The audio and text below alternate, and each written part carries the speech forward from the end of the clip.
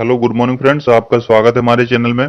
और आज हम बात करने वाले हैं केबीसी रजिस्ट्रेशन 2020 के बारे में। तो ये जो है सीजन 12 है, और जो है सीजन 12 के जो है केबीसी रजिस्ट्रेशन कैसे होंगे, इसके लिए जो प्रोसेस क्या क्या होगा, और जो है किस मेथड से हमें जो रजिस्ट्रेशन के लिए जो अप्लाई करना है, तो हम इन सारी चीज़ों के बारे में इस वीडियो में जो बात करने वाले हैं। और आपसे जो पहला क्वेश्चन पूछा जाएगा वो जो है 9 मई 2020 रात के 9 बजे अमिताभ बच्चन जी द्वारा पूछा जाएगा।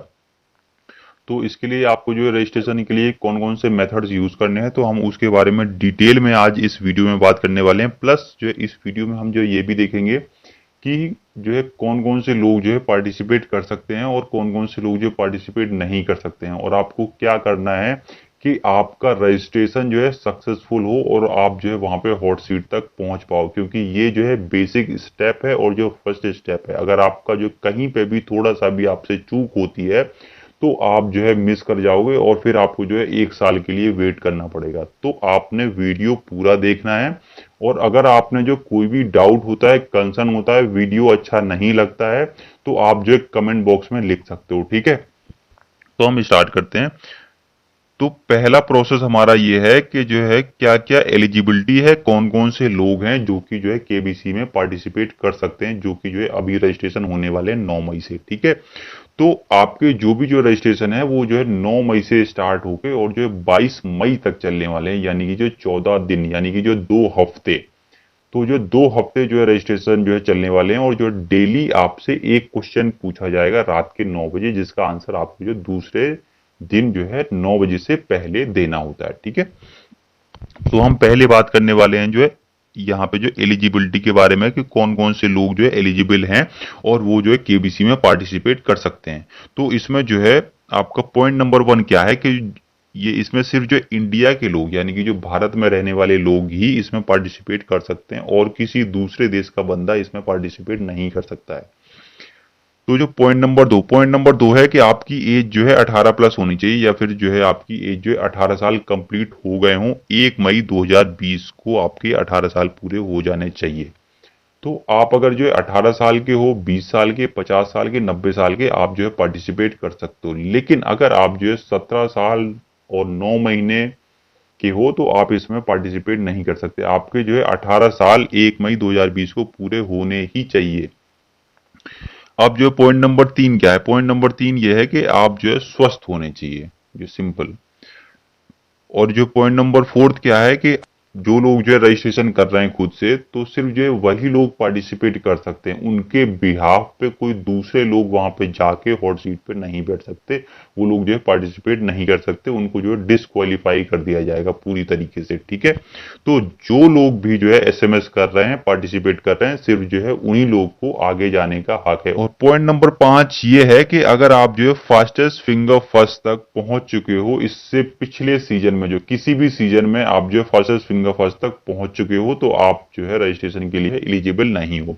आप जो है रजिस्ट्रेशन में पार्टिसिपेट नहीं कर सकते। अगर आपने जो पार्टिसिपेट कर भी लिया धोखे से, तो आपको जो है ऑडिशन से ही बाहर कर दिया जाएगा।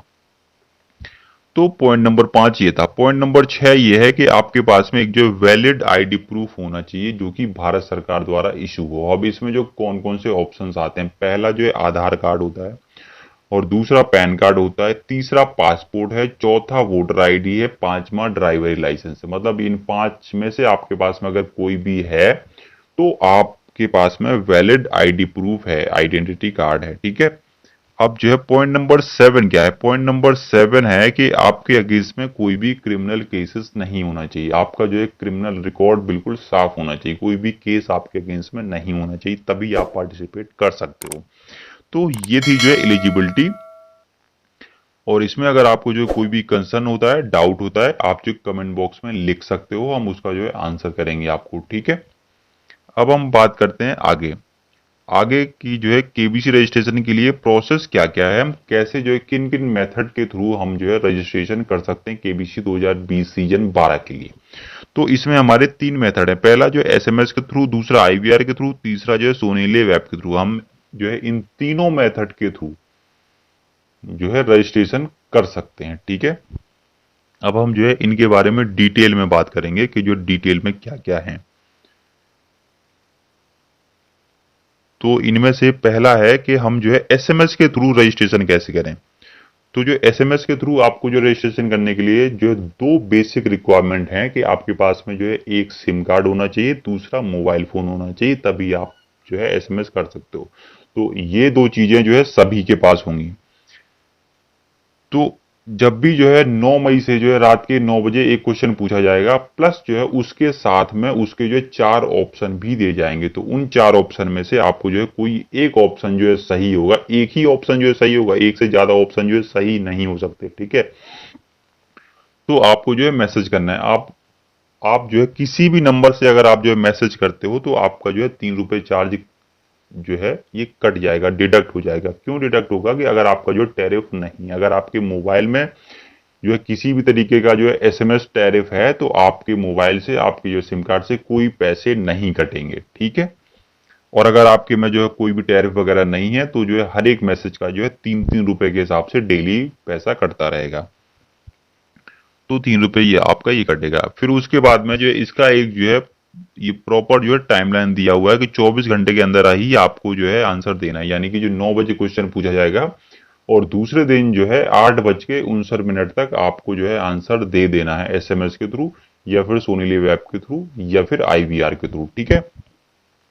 जो नेक्स्ट पॉइंट है कि आपको जो किस नंबर पे एसएमएस करना है, तो आपको जो एसएमएस करना है 509093। आपको जो है 509093 इस नंबर पे आपको जो है मैसेज करना है। ये नंबर आप जो है नोट करके रख लो। अब आपको जो है एसएमएस में क्या लिखना है, कौन सा ऑप्शन सही है, मेल फीमेल, ये हम सारा जो है इस पॉइंट में बताएंगे नेक्स्ट में।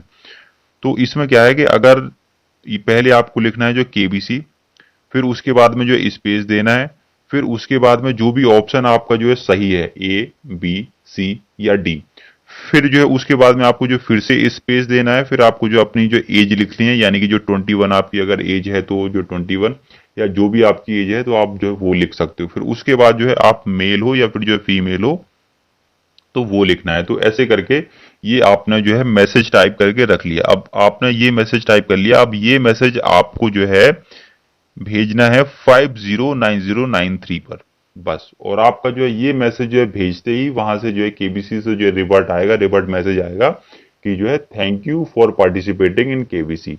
और अगर आप जो सेलेक्ट होते हो तो आपको जो है कॉल बैक किया जाएगा ऑडिशन के लिए।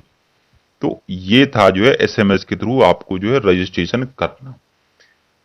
अब जो दूसरा पॉइंट है कि दूसरा पॉइंट जो है आईवीआर के थ्रू आप रजिस्ट्रेशन कैसे करोगे। तो आईवीआर का मतलब होता है कि आप जो है किसी एक नंबर पे जो कॉल करते हो और उसमें जो है ऑप्शन ए सही है तो आपको जो 1 प्रेस करना है, ऑप्शन बी सही है तो आपको 2 प्रेस करना है, ऑप्शन सी सही है तो आपको 3 प्रेस करना है, ऑप्शन डी सही है तो आपको 4 प्रेस करना है।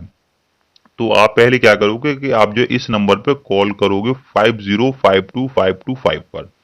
तो इस पे आप जो कॉल करते जो पूछा जाएगा कि कौन सा ऑप्शन जो है सही है, तो आपको प्रेस कर देना है जो ए बी सी या डी। आप जो है ये प्रेस करते ही आपसे पूछा जाएगा कि आप जो है हिंदी में कंटिन्यू करना चाहते हो या फिर जो इंग्लिश में। तो आपसे जो है लैंग्वेज का प्रेफरेंस पूछा जाएगा, आप जो है हिंदी या फिर इंग्लिश जो है सेलेक्ट कर दो।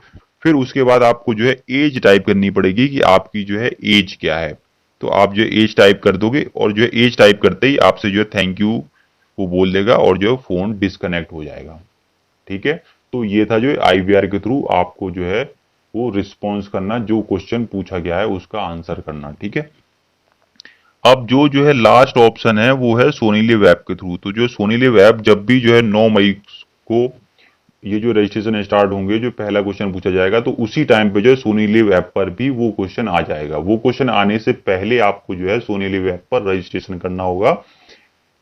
और वो जो रजिस्ट्रेशन में आपसे जो ईमेल आईडी या फिर जो फोन नंबर पूछेगा, उसके बाद में आपका जो ओटीपी आएगा वो जो वेरीफाई कर देगा। फिर उसके बाद में आपका जो है नाम और जो है एज और मेल या फीमेल प्लस जो है प्रोफेशन, ये सारी चीजें जो पूछेगा, जॉब करते हो जो प्राइवेट सेक्टर या फिर जो गवर्नमेंट सेक्टर जो भी है, ये सारी चीजें जो पूछने के बाद आपका जो है रजिस्ट्रेशन हो जाएगा सोनी लिव ऐप पर।